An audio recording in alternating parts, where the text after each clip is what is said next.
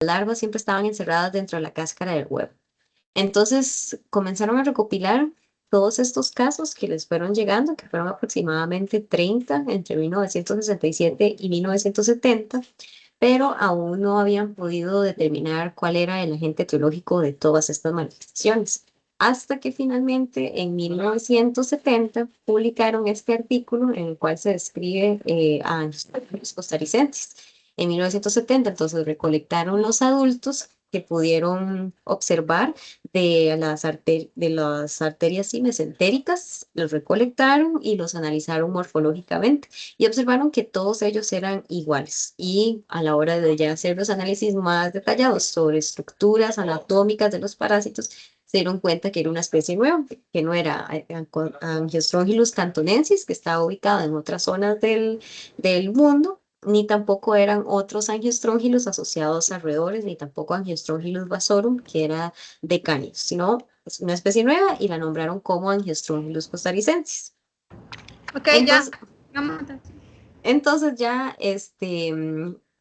cuando se ha ido analizando un poco más sobre su ubicación taxonómica y pertenece a la superfamilia Metastronchiloidea, a la familia Angiostronchilidae, que posee 21 especies. 6 de estas especies de angiostróngilos son parásitos de carnívoros, incluyendo a Angiostronchilus rasorum, y otras 15 especies son parásitos de roedores, los cuales usan a los roedores como hospederos definitivos, parasitando principalmente arterias pulmonares. Y dentro de estas 15 especies están Angiostronchilus cantonensis y Angiostronchilus costarricensis. Una vez que se hacen los análisis filogenéticos de estas especies, pues vemos que hay dos tipos de Angiostronchilus costarricensis, uno de Costa Rica y uno de Brasil. Esto porque se han llegado a diferenciar en algunos de sus genes, como el gen de la citocromo oxidasa subunidad 1. Y esto, entonces, este gen es útil también para reconstruir la historia evolutiva del género, porque entonces vemos que está relacionado a Angiostronchilus vasorum y posteriormente a Angiostronchilus cantonensis. En el 2021 escribimos esta revisión con compañeros de laboratorio y también con compañeros de Brasil, en donde estamos recordando los 50 años de la descripción de Angiostronchilus costarricensis. Y yo les recomiendo que si tienen pues alguna duda o si quieren tener algún material adicional para poder estudiar este parásito, que lo puedan leer porque incluimos aspectos sobre la epidemiología, sobre la taxonomía, sobre el ciclo de vida, sobre la patología, sobre el método los métodos que se han utilizado para diagnosticarlos. Y muchas de las figuras que les voy a mostrar ahora se derivan de esta revisión. Por ejemplo, la distribución de Angiostronchilus costarricensis va desde el sur de Estados Unidos hasta el norte de Argentina. Y este mapa de acá es bastante detallado, ya que especifica los estados en los cuales se ha reportado Angiostronchilus costarricensis, ya sea en roedores, en casos humanos o en moluscos. Y en gris están todos estos lugares en los cuales se ha reportado en el país, pero no se sabe el lugar específico. Y en celeste todos aquellos en donde no se ha hecho el caso, la descripción de casos. Como pueden ver, entonces hay casos reportados en estas zonas marcadas con colores, pero hay un gran blanco en la información. Y pues esto pues probablemente se debe a que no ha habido reporte activo de casos porque no se tienen las herramientas suficientes para diagnosticarlos, pero lo principal acá es que puedan observar que este parásito está asociado a climas húmedos y cálidos y que se asocian principalmente a la presencia de los hospederos intermediarios. Si ya nos ponemos a ver la morfología de Angiostronchilus, pues tiene una musculatura polimiaria. Esto quiere decir que si se hace un corte transversal del parásito y dividimos cada uno de los cuadrantes, vamos a observar entre 6 y 12 células musculares. Tiene un cuerpo filiforme y tiene una cutícula estriada transversalmente y el poro excretor, que se observa aquí como esta EV, está ubicada a la base del esófago. Los machos poseen esta bolsa copulatriz, que es típica de los nemátodos del clado 5, y esta bolsa copulatriz está dotada por dos espículas iguales, como lo observan en, en esta parte de acá. ¿verdad? Dos espículas iguales y la bolsa copulatriz va a tener una serie de rayos que se ubican ya sea a nivel ventral, dorsal o lateral. Y por ejemplo, este rayo de acá, este rayo dorsal es grueso, es pequeño y termina en tres puntas, como lo pueden observar acá. Esto es un dibujo de los organismos, pero es lo que se utiliza para clasificarlos taxonómicamente. Esto sería entonces ya una fotografía de estos especímenes en donde está las espículas y todos estos rayos que les mencionaba. Y esto se utiliza para hacer ya la identificación morfológica. Sin embargo, como ustedes pueden ver, pues todas estas estructuras podrían llegar a ser complicadas de identificarlas. Y los análisis moleculares han ayudado mucho al respecto. Y ahorita les voy a comentar un poco más sobre esto. Estas son fotografías de microscopía electrónica en donde se observan igualmente las espículas, la bolsa copulatriz y ya esto nos da una visión mucho más diferente de diagrama a fotografías de los organismos en microscopía de luz y ya podemos tener una idea diferente de, por ejemplo, ese rayo dorsal que está aquí en la parte B, que se utiliza para hacer la distinción taxonómica entre Angiostrongylos costarricensis y Angiostrongylos cantonensis. Las hembras son muy particulares porque tienen el útero enrollado al intestino. Y como yo les comentaba, estos adultos van a estar ubicados en las arterias mesentéricas y van a estar alimentándose de sangre. Quiere decir que el intestino va a estar lleno de sangre y va a verse de color rojo.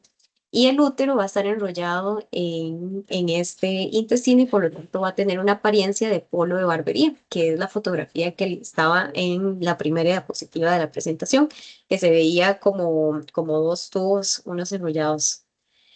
Esta es la morfología de la parte posterior, en donde aquí se encuentra la vulva, aquí está el ano, todos estos son los huevos que va a depositar una vez que haya copulado como el macho, y aquí se observa el intestino. Estas son fotos de microscopía electrónica y vean que la cápsula bucal pues en realidad no tiene muchos detalles, tiene algunas papilas que le sirven para a nivel nervioso y también de quimiosensación. Y luego aquí está la parte posterior de la hembra con la vulva y el ano. Los huevos son los que inducen una respuesta inflamatoria muy fuerte en el organismo y pues no se van a observar en heces del ser humano, solamente se podrían observar en roedores. Sin embargo, ellos tienen la peculiaridad de que eclosionan en el mismo intestino del roedor y en el roedor, por lo general, se llegarían a observar las larvas L1 que serían estas de acá. Estas larvas L1, estas son fotos de microscopía electrónica, tienen estas expansiones laterales o estas alas laterales que son muy características de ellos y las larvas L3 tienen una comisura en la parte posterior que les ayuda a caracterizarlas morfológicamente. Como les comentaba, pues tienen esta comisura en la parte posterior que es muy típica también de las especies de angiostrómeros, como la pueden ver acá. Las larvas L3 en realidad no las podemos diferenciar de las de Angiostrongylos cantonensis, entonces aquí tenemos que recurrir a métodos moleculares para llegar a clasificarlas. El ciclo de vida este es un diagrama muy básico. Esto es de una mini revisión que hicimos en el 2021 y publicamos como los aspectos básicos de Angiostrongylos costarricensis. Entonces, en un lado vamos a tener a los roedores, que son los hospederos definitivos naturales. A la hora en que digo que son naturales, quiere decir que en ellos se cumplen todos los estadios del parásito. Entonces, los roedores van a tomar las larvas L3 que van a estar en un molusco.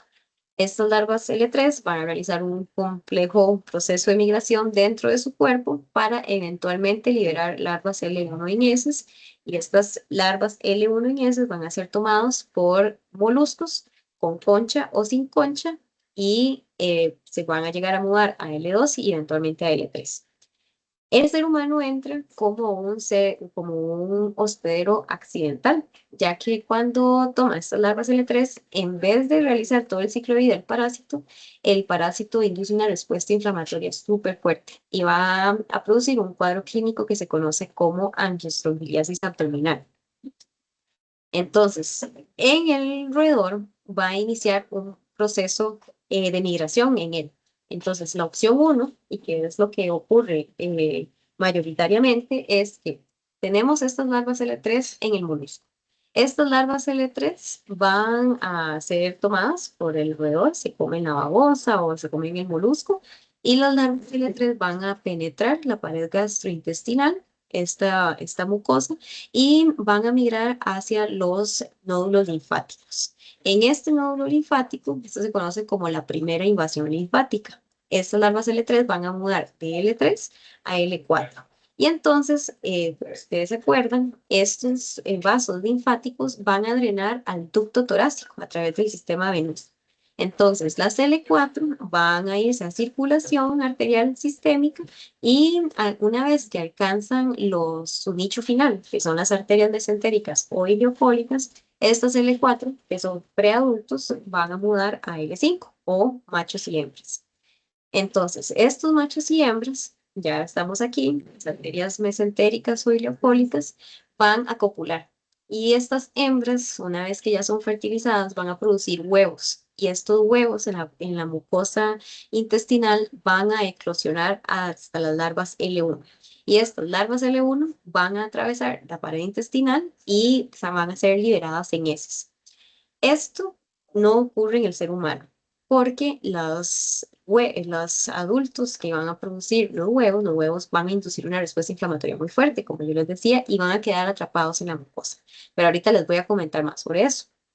Ok, entonces tenemos los adultos que están liberando, las hembras que están liberando huevos, los huevos están eclosionando y las larvas L1 van a ser liberadas por esas.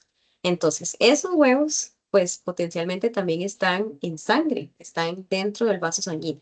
Entonces, esos huevos pueden migrar hacia otros vasos sanguíneos del cuerpo y hacer una embolización y alcanzar otras partes como el mesenterio, el páncreas, el vaso, los riñones u otros nódulos linfáticos. Si alcanza el mesenterio, entonces va a ir a las venas mesentéricas y estos huevecillos van a eclosionar en L1 en el hígado y van a producir granulomas intrahepáticos. Acordémonos que todo esto ocurre en el roedor, que es el hospedero natural permisivo a la infección. Y además, si llegan estos huevos a nódulos linfáticos, va a ocurrir una segunda invasión linfática. Acordémonos que esta de acá era la primera invasión linfática. Esta segunda invasión linfática puede que ocurra, puede que no. Y van a ir estos huevos a través del sistema venoso y a las L1 pueden eclosionar en el pulmón. Eso es una opción. Ya sé, es muchos detalles, muy complejos, son muchos caminos. Pero hay otra opción. Entonces, la segunda opción es que las larvas L3 que están en los moluscos atraviesan esta pared intestinal, alcanzan las venas mesentéricas. Ya aquí no va a ir a la primera invasión linfática, sino que va a alcanzar venas mesentéricas y va a llegar a la vena porta y a sus ramificaciones, y ahí en hígado es donde va a mudar de L3 a L4 y a L5. Entonces van a ocurrir granulomas intrahepáticos con las larvas L1 y estos además pueden embolizar a huevos. Esto puede ocurrir, pero no es lo más común. Lo más común es la opción 1 del diagrama anterior. Ok, entonces esto ocurre en los roedores, en seres humanos ocurre otro proceso diferente. Pero además de los roedores, se ha encontrado Angiostrongylus costarricensis en otros hospederos, como en estas zarigüeyas, Dielphis virginiana, o en estos primates, a otros Nancymae, o Ilobates syndactylus, o incluso en mapaches. Estos hallazgos en estos animales se hicieron en el 2006 por un grupo de Estados Unidos, en Florida, en donde detectaron organismos similares a Angiostrongylus costarricensis en arterias mesentéricas. Y estos fueron los organismos que ellos recolectaron. En ese momento, ellos hicieron únicamente identificación morfológica de los parásitos y pues los clasificaron como costarricenses. Unos años más tarde, nosotros les pedimos estos especímenes a ese grupo de investigación para poder hacer el análisis molecular y notamos que no eran Angistrongylus costarricenses, sino que eran organismos muy parecidos morfológicamente, pero a nivel molecular eran 91% similares a Angistrongylus costarricenses que se están circulando en nuestro país, Costa Rica. Queriendo decir, pues que pueden haber especies similares morfológicamente, pero distintas a nivel molecular. Y es por esto que es importante utilizar ambas estrategias a la hora de realizar un diagnóstico. Utilizar estrategias moleculares y también estrategias clásicas morfológicas. Además, en Costa Rica se detectó Angiostrongylos costarricensis en un perro doméstico, en un French Poodle en San José, en la capital, y se detectaron los adultos en la arteria mesentérica en un segmento iliocecal. Esto se publicó por Alfaro, Alejandro Alfaro, en el 2015, y como pueden observar, esto es lo característico de angiostrongiasis abdominal. Se observan los vasos sanguíneos, la arteria mesentérica, y los adultos dentro de ella, cortes transversales, en donde va a haber un granuloma alrededor de esa arteria, muchísimos eosinófilos que se ven en esta figura de la izquierda. Todos estos puntitos que están acá no se ven muy bien, son núcleos y son núcleos de eosinófilos que están alrededor de los huevos. Y entonces esto es un hallazgo de Angiostrongylos costarricensis en un perro. Además, se encontró algo parecido también a Angiostrongylos costarricensis en coatíes o pisotes, le llamamos nosotros. No sé ustedes cómo los conocen. Pero estos son prosiónidos, son del género Nasua, está Nasua nasua o Nasua nárica, y en este análisis se estudiaron a 17 coatíes que habían sido, pues murieron por causas naturales a la hora en que se realizó la necropsia, se detectaron adultos de metastrongilidios dentro de sus arterias, 14 de ellos. Sin embargo, y en ese momento, perdón, se clasificaron como Angiostrongylos costarricensis basados en morfología y análisis molecular. Sin embargo, años después, en el 2010, en el 2020, me parece que fue esto, se describió a esta especie, Angiostrongylos minacensis, que es una especie que parasita coatíes también, Nasua nasua, en Brasil. Y a la hora en que se analizaron las secuencias obtenidas de los coatíes de Costa Rica, fueron exactamente iguales a los Angiostrongylos minacensis obtenidos de coatíes de Brasil, queriendo decir que realmente era lo mismo y que los que se pensaba que eran Angiostrongylos costarricensis en coatíes de Costa Rica realmente no lo era. Y aquí la enseñanza que nos deja es que a pesar de que lo molecular pueda decirnos algo, también hay que tener como más herramientas para poder dar un diagnóstico claro y preciso. Y estos fueron lo que se encontraron en los coatíes. Vean las lesiones a nivel del mesenterio, donde se observan nódulos, que es donde están los adultos y la respuesta inflamatoria alrededor de ellos. Y aquí se observan los adultos. Si nos hacemos un enfoque acá, pues entonces se ven algunas hembras, ¿verdad? Lo que les decía. Esto que se ve de color más rojo es el intestino lleno de sangre. Y en algunos de estos, como esta que les estoy, bueno, creo que no se ve la manita porque estoy haciendo zoom, pero se ve uno de esos como en forma de polo de barbería, que serían las hembras. Ok. Luego, nosotros el año pasado encontramos una zarigüeya juvenil, en la cual se encontraron estos especímenes a nivel de cerebro. Si ustedes, si ustedes se acuerdan, o no sé, porque si ya vieron Angiostrongylos cantonensis, yo les voy a mencionar algo más adelante sobre cantonensis. Angiostrongylos cantonensis, las larvas están en arterias de la meninges.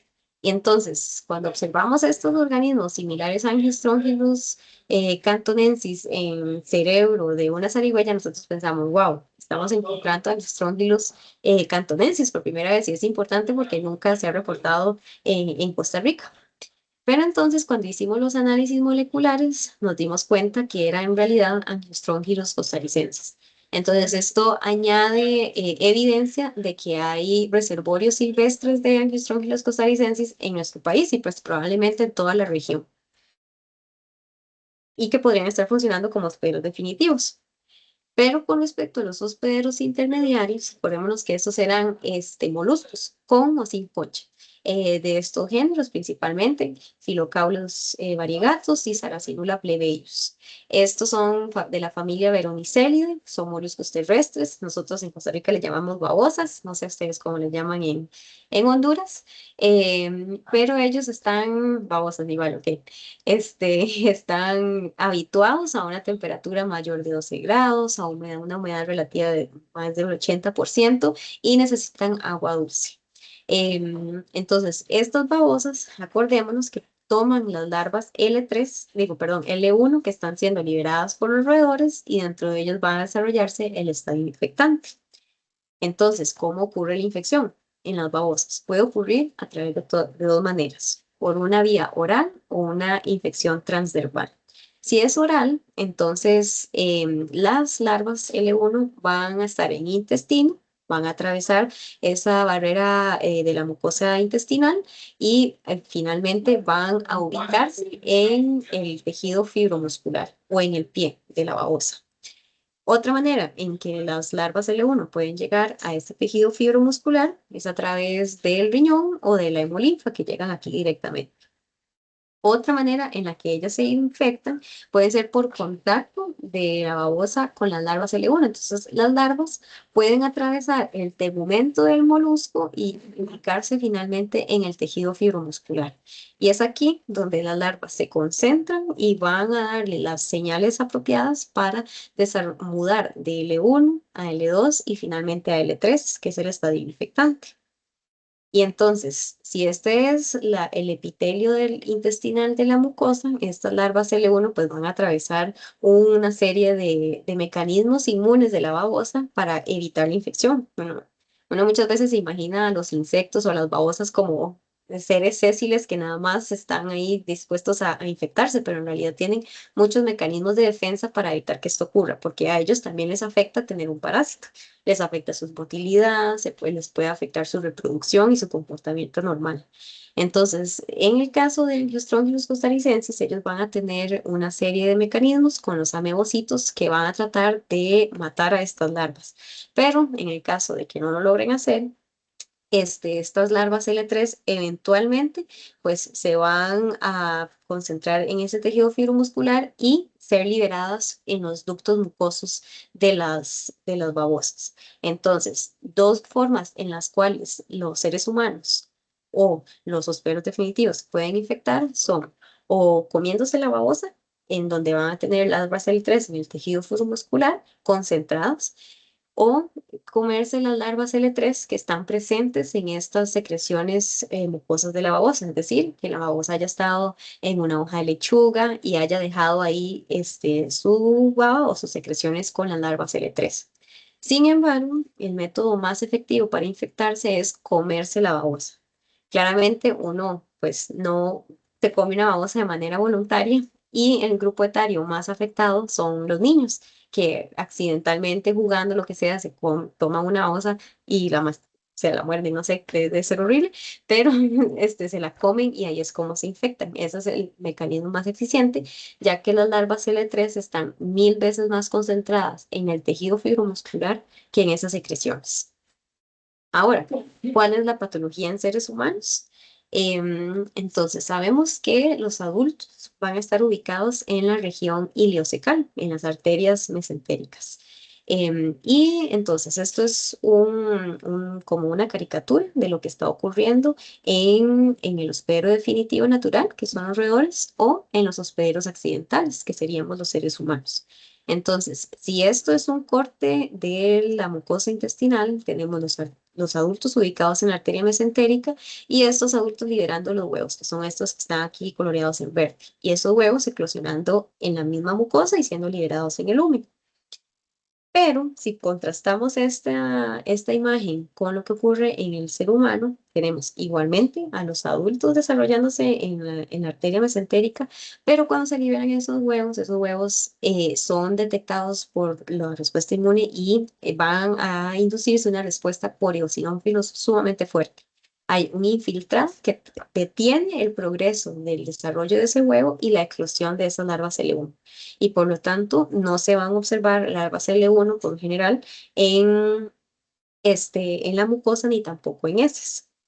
Pero debido a toda esta reacción inflamatoria, pues se va a desarrollar esta reacción granulomatosa alrededor del vaso sanguíneo y una vasculitis eosinofílica que puede ocurrir en las arterias, en las venas, en los vasos linfáticos o en los capilares. Esto es lo que se observaría a nivel, digamos, de patología.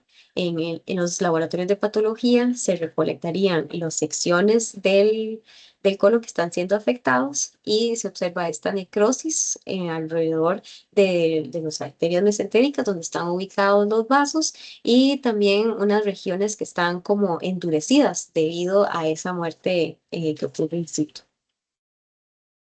También puede ocurrir la oclusión de la arteria testicular y apendicitis, ¿verdad? No solamente pueden ir los adultos a las arterias mesentéricas, sino que también pueden ir a otros vasos y puede ocurrir los mismos hallazgos. Algo muy importante cuando hay una eosinofilia abdominal es que va a observarse una eosinofilia periférica, en donde se pueden observar eosinofilias de hasta 30%, e incluso se ha reportado de hasta el 70% de eosinofilia, lo cual es bastante marcado. Por lo general, digamos, si se observa una eosinofilia del 10%, del 15%, pues también se puede sospechar en otra parasitosis. Pero en el caso de la angiostronkiliasis abdominal, eosinofilias francas y fuertes son indicativos de esta infección. Y el diagnóstico diferencial principal es de apendicitis, ya que se suele observar un dolor en la fosa ilíaca derecha. Entonces, si un paciente muestra esta manifestación, pues se piensa primero en apendicitis, pero si no resultase ser apendicitis, lo primero que hay que descartar, o lo primero que hay que pensar más bien es en Angiostrongylus fusaricensis.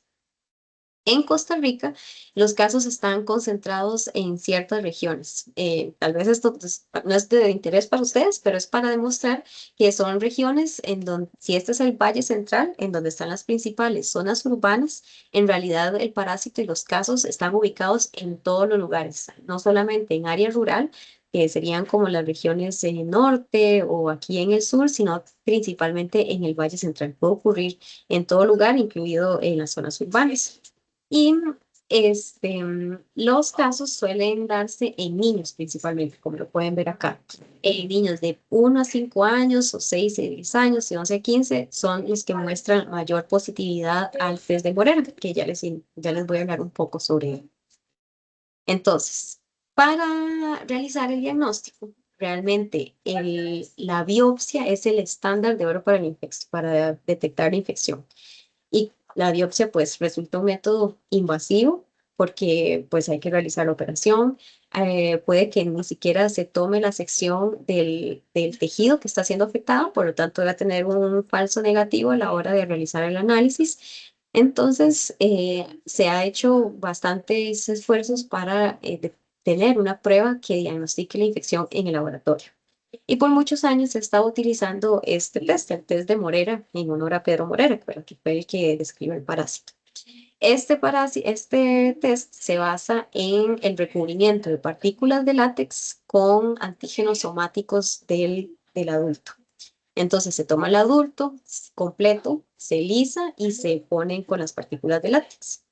Como ustedes podrían pensar, esto es un test que tiene muy baja especificidad, porque los antígenos que podría tener Angiostrongylus costarricensis también los va a tener muchos otros parásitos gastrointestinales, como Ascaris lumbricoides o Strongyloides stercoralis. Entonces tiende a dar muchos falsos positivos, especialmente cuando hay parasitosis por estos agentes. Posteriormente, en el 2008 y en el 2011 se desarrollaron un ELISA y una inmunofluorescencia indirecta en las cuales se utilizaban huevos de Angiostrongylos costarricensis en una placa y entonces se detectaban anticuerpos IgG1 contra el parásito. Ya la sensibilidad y la especificidad aumentó muchísimo. Como pueden ver, por ejemplo, el ELISA tiene una sensibilidad del 87% y una especificidad del 90.5%. y valores muy similares se obtienen con la inmunofluorescencia. Sin embargo, se sigue detectando una reactividad cruzada cuando hay infecciones con estrongiloides esteculares, porque son agentes que son muy cercanos filogenéticamente. Luego, se han hecho otros esfuerzos utilizando antígenos de Angiostronchylus cantonensis. Y esto es útil siempre y cuando Angiostronchylus cantonensis no alcance nuestros países. ¿Por qué? Porque, digamos, estamos utilizando proteínas recombinantes de un parásito primo, digamos, para detectar infección contra Angiostronchylus costarricensis. Entonces, esto tiene una sensibilidad de 88,4% y una especificidad del 78,7%. Ok, entonces todo esto son pruebas serológicas. Sin embargo, si tomamos en cuenta que el Strongylus costarricensis está ubicado en arterias, pues está liberando células, se están liberando huevos, se están liberando ADN del parásito en sangre. Entonces, en teoría, podríamos encontrar ADN de Strongylus costarricensis utilizando esta muestra. Y este año justamente publicamos este artículo en el cual se estandarizó un PCR tiempo real en el cual detecta un fragmento del gen ITS1 de Angiostronchylus costarricensis. Esto lo hicimos en colaboración con el Laboratorio de Referencia de Parasitología de Costa Rica, pero también con las compañeras Jacqueline Alger y Maslova Toledo de Honduras también. Y ellos fueron muy amables en darnos unas muestras de tejido parafinado de biopsias de personas con angiostrogliasis abdominal. Entonces, con los primers que nosotros diseñamos, se pudo detectar la infección en esos tejidos parafinados que ellas enviaron, pero también se hizo una prueba de concepto en el cual se diluyó ADN de Angiostronchylus costarricensis en diferentes matrices. Una de las matrices fue agua y aquí detectamos el límite de detección de estos primers, pero también diluimos el ADN de Angiostronchylus costarricensis en suero y en sangre completa. Vimos que entonces que el suero fue una mejor matriz para poder detectar el ADN de Angiostronchylus costarricensis en comparación a sangre completa, ya que probablemente en sangre pues existen otros inhibidores de PCR como la hemoglobina que va a afectar el éxito. Y algo muy bueno de esta reacción fue que a la hora en que corrimos el PCR contra diferentes patógenos, por ejemplo, contra adultos de Angiostronchylus cantonensis, contra adultos de Strongyloides estephoralis, Necator americanos, Ascaris lumbricoides, Ascaris, bueno, todos estos de acá dieron negativo, queriendo decir que tiene una muy buena especificidad. Luego, corrimos el PCR para contra adultos de Angiostronchylus costarricensis obtenidos de Sigmoid nispidus, que es la rata algodonera, que es el principal hospedero definitivo, resultó positivo. Los tejidos parafinados con angiostrongilosis abdominal también resultaron positivos. Y estos dos que están en celeste son los adultos que yo les comentaba del estudio de Florida, Estados Unidos, en donde detectaron a unos Angiostronchylus costarricensis en estos animales. Y aquí dieron positivo. Sin embargo, la reacción esta de PCR permite trazar además curvas de melting, en el cual las diferencias en residuos muy específicos del ADN pueden ser detectados por este método. Y efectivamente, los especímenes obtenidos de estos mapaches y estas zarigüeyas de Estados Unidos resultaron diferentes. Y bueno, el año pasado publicamos esta otra guía para el diagnóstico de la angiostronquiasis abdominal causada por Angiostronchylus costarricensis para guiar en este proceso diagnóstico que puede ser un poco complejo. Entonces, si el paciente tiene un dolor abdominal localizado, se sugieren hacer exámenes de laboratorio.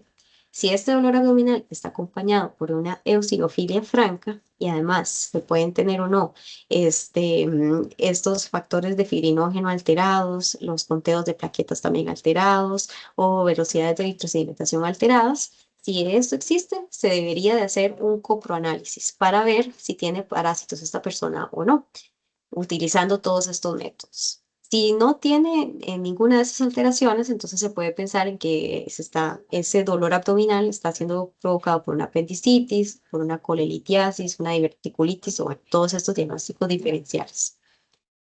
Ok, pero sí, entonces se sugiere hacer un coproanálisis en donde se corre un Berman, se hace el CAT-OCAT, se corre sangre oculta en heces, o sea, hace un examen directo. Pero acordémonos que yo les decía que en los seres humanos no va a haber liberación de los huevos ni de las larvas en heces. Entonces, si está positivo, pues podría ser cualquiera de estos otros parásitos, pero si está negativo, entonces se sugiere hacer el ensayo de inmunoglutinación o el ELISA. Este ensayo de inmunoglutinación es el test de Morera. Entonces, acordémonos que tenía muchos falsos positivos. Si está negativo, pues entonces se descarta en estrongiliasis abdominal y se puede pensar más bien en otras malignidades. Pero si está positivo, pues no descartamos de que sea otro parásito. Entonces se sugiere hacer la biopsia. Ahora que ya tenemos entonces una prueba de PCR que podría detectar el ADN, pues se sugeriría acompañar esta biopsia con el ensayo de PCR. Sin embargo, el PCR tiene el inconveniente de que no pudo ser probado en muestras clínicas. Entonces, por ahora es una prueba de concepto, pero tiene que validarse con muestras que vengan de pacientes con angiostroquiliasis abdominal. Muy bien. Ahora, esto es el diagnóstico, pero el tratamiento. Ok, tratamiento, pues depende del lugar en donde se esté ubicando el paciente, ya que, por ejemplo, en algunos lugares sugieren dar tiabendazol, otros dietilcarbamazina, en otros mebendazol. Y en otros, digamos, el tratamiento es quitar el tejido que está siendo afectado. Sin embargo, análisis in vitro que se hicieron hace ya algunos años demostraron que cuando se exponía el adulto de Angiostrongylus costarricensis a estos agentes como el albendazol o mebendazol, en vez de disminuir su viabilidad, le aumentaban la motilidad. Y eso quiere decir que estos antihelmínticos no son efectivos para tratar la angiostrongiliasis abdominal, sino que pues por ahora resulta ser que le quiten la parte del tejido afectado. Y bueno, esto es lo que yo tenía preparado de Angiostrongylus costarricensis. Pero tengo un poquito sobre Cantonensis también, como para que lo tengan en consideración. Entonces, Cantonensis es un PRI y también utiliza alrededores como hospederos definitivos naturales. Cuando el ser humano se infecta es porque estamos actuando como un hospedero accidental y el ciclo de vida no culmina. Esta es la distribución de los casos. Vean que, por ejemplo, em, se han reportado casos en Estados Unidos y en algunos países de Latinoamérica, pero principalmente se asocia al sudeste asiático. Y pues en los últimos años se ha tenido mayor número de casos en Brasil y se ha encontrado también en Colombia. Quiere decir que ha habido una migración y una expansión geográfica del parásito en diferentes países que cumplan las condiciones. Eh, Dos factores de riesgo para contraer Angiostrongylus cantonensis en el sudeste asiático es principalmente en hombres de 20 a 40 años. Y esto es porque aparentemente, no sé, hay como en los bares, acompañado, digamos, de la cerveza o lo que sea, dan como una boca, así le llamamos aquí en Costa Rica, como un acompañamiento que son caracoles crudos que no se cocinan. Y entonces estos caracoles crudos vienen con el parásito y es por esto que en algunos países, como en Tailandia, la mayor cantidad de personas infectadas son hombres entre 20 y 40 años. Eso sucede ahí. No sabemos qué sucederá, por ejemplo, en Brasil o en Colombia, que se ha ido reportando el parásito. Pero bueno, eso es uno de los factores de riesgo, que es el consumo de caracoles crudos. El ciclo de vida, pues, involucra al ser humano, pero de forma accidental. Y los seres humanos podemos infectarnos al consumir las larvas de tercer estadio que vienen en los moluscos o en las babosas o en alimentos que han sido contaminados con estos moluscos y babosas. Así es como nosotros nos infectamos o a la hora de que consumimos otros tipos de animales como anfibios u otros crustáceos que podrían tener las larvas L3, pero de manera paratémica. Entonces, estas L3 las larvas van a alcanzar el sistema nervioso central, las larvas L3, ¿verdad? No estamos hablando de adultos todavía. Y las larvas L3, una vez que alcanzan esas arterias mesentéricas, producen el cuadro clínico más común, que es la meningitis eosinofílica. Las larvas pueden entrar en sangre, pueden llegar al intestino, pero no se van a desarrollar adultos. Este ciclo de vida sí ocurre de manera completa en los roedores, en donde las larvas maduran, desarrollan los huevos y las larvas L1 van a eclosionar en pulmones, que es diferente a Angiostrongylus costarricensis.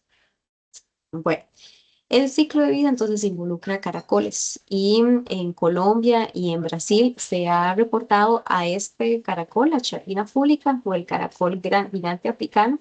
En Costa Rica se ha identificado este caracol, que es un hospedero competente. Por lo tanto, si tenemos el hospedero intermediario, si tenemos además que está tan cerca el parásito de nosotros, de Colombia, pues es cuestión de tiempo para encontrarlo. No sé, en Honduras sí se ha encontrado este caracol, pero, pero sí, si está el hospedero es cuestión de tiempo para comenzar a verlo y es importante tenerlo en mente una vez que llegue, digamos, al laboratorio casos sospechosos. Bueno, entonces yo les comentaba que la patología en seres humanos es principalmente por meningitis eosinofílica y los signos principales de esta infección son dolor de cabeza, rigidez bucal, parestesia, vómito, fiebre, pero aquí, como pueden ver, estos signos y síntomas no son nada específicos. Otros patógenos podrían causar. Entonces, aquí realmente lo que hay que consultar, además de hacer el examen anatomopatológico, es también hacer una anamnesis y ver la historia de esa persona. Si ha viajado a un país sospechoso, si ha comido caracoles o si ha comido como otro tipo de alimentos que podrían ser indicativos de esta infección. Y este año también publicamos esta revisión en la cual se definen ciertos signos y síntomas que son ya sea confirmatorios de una meningitis eosinofílica o también que sea más bien que hacen pensar de esta infección.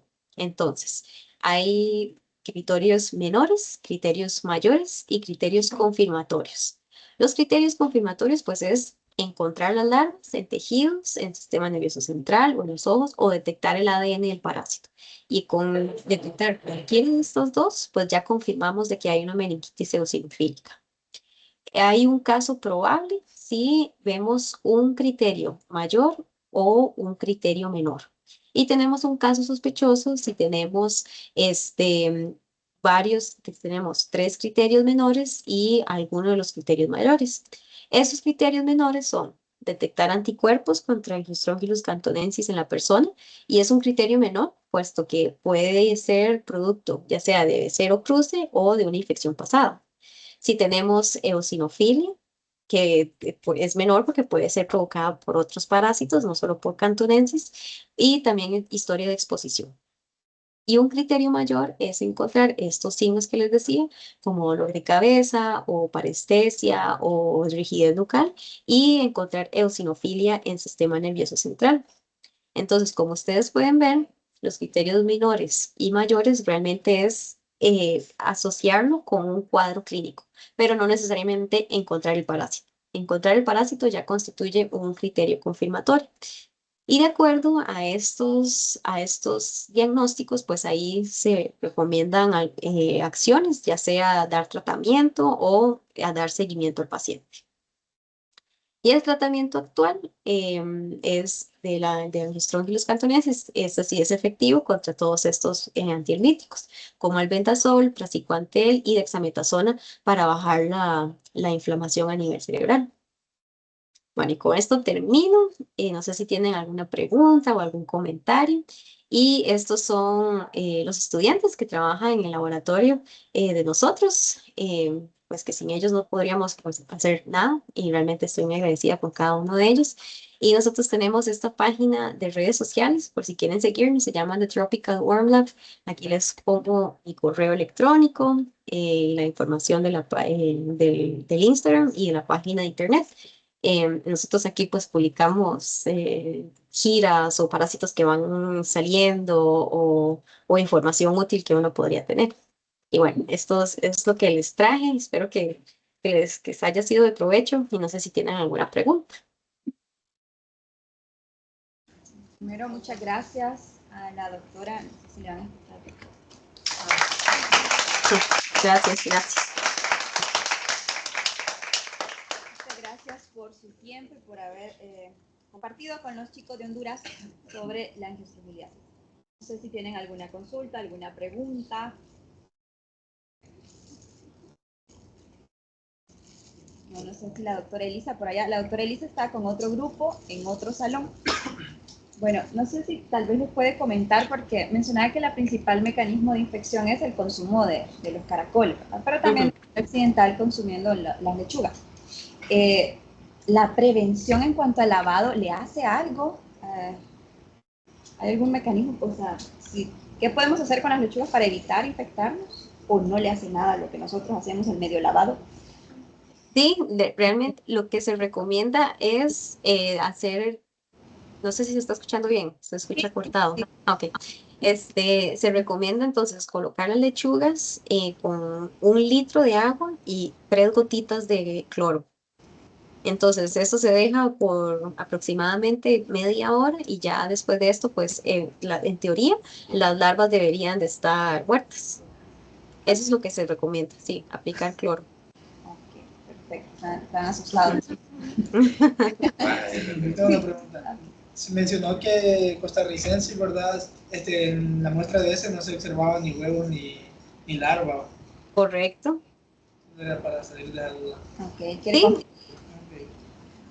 sí, de hecho no se observan porque acordémonos que nosotros somos hospederos accidentales. Entonces, los huevos que se liberan a la mucosa van a ser de una vez detenidos por los eosinófilos y no dejan que ellos se desarrollen ni que alcancen el lumen intestinal.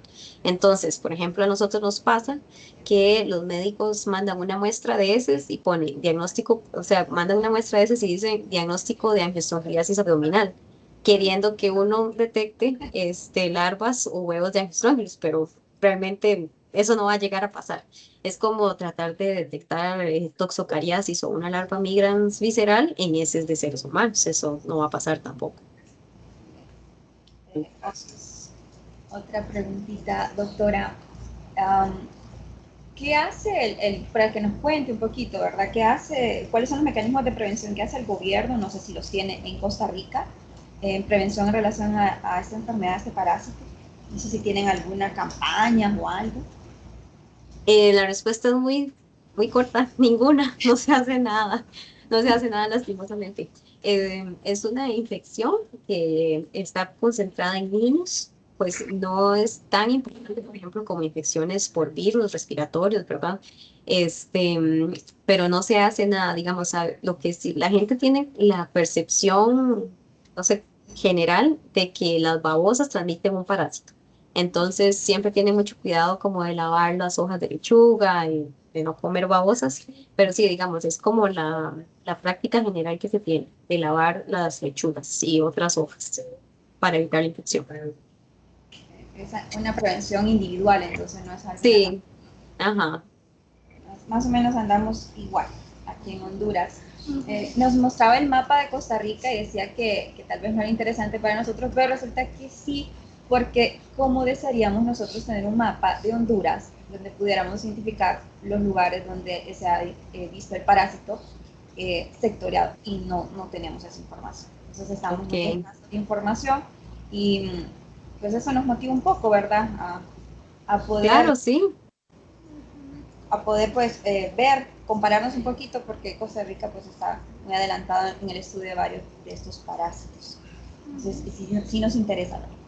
Sí, sería útil también sistematizar tal vez los casos que se hayan diagnosticado con respecto a los años, es decir, hacer como un análisis retrospectivo de los casos que se han tenido en Honduras y ver, digamos, la edad de los pacientes, la región, si hay algún factor común entre todos estos y ver si son factores ambientales o también, o tal vez humanos los que han propiciado la aparición de los casos. pero yo creo que es información que sería sumamente útil. Sí, es algo que tenemos ahí como pendiente. Y tal vez para ya, para no seguirle dando su tiempo y agradecerle nuevamente, un mensaje para todos los estudiantes aquí que le están escuchando. ¿Y cuál es el rol del, nosotros pues somos microbiólogos, el rol del microbiólogo de laboratorio en el diagnóstico, prevención y control de estas enfermedades? Yo creo, bueno, yo también soy microbióloga. Qué Ok, bonito saber que hay esta carrera en otros países. aquí estamos. Yo creo que nuestro rol es muy importante porque manejamos muchos aspectos básicos del parásito y que resultan útiles también para educar a otro personal de salud, por ejemplo, los médicos. Digamos, cuando nos llegan estas muestras de heces para que diagnostiquemos a Angiostrón y los costarricenses, decir, bueno, no, o sea, esto no se puede hacer así porque el parásito no llega a eclosionar en el ser humano, somos hospederos accidentales. Entonces tenemos un papel sumamente importante, no solamente para educar, sino también para tener criterio de otros posibles diagnósticos diferenciales en pensar en otros parásitos que podrían estar provocando una infección similar. Y que, digamos, uno como tiene ese conocimiento y le gusta también, podría llegar a tener una conversación y un diálogo con el médico en aras de que el paciente tenga un diagnóstico claro, preciso y oportuno. Muy bien. Entonces, nuevamente le agradecemos a la doctora Alicia. Muchas gracias y es un placer compartir con ustedes. Estamos sumamente agradecidos. Un abrazo de Honduras. Esperemos seguir en contacto, doctor. Gracias y lo que necesiten de nuestro laboratorio, pues están las puertas abiertas. Gracias y feliz día. Bueno, gracias igual.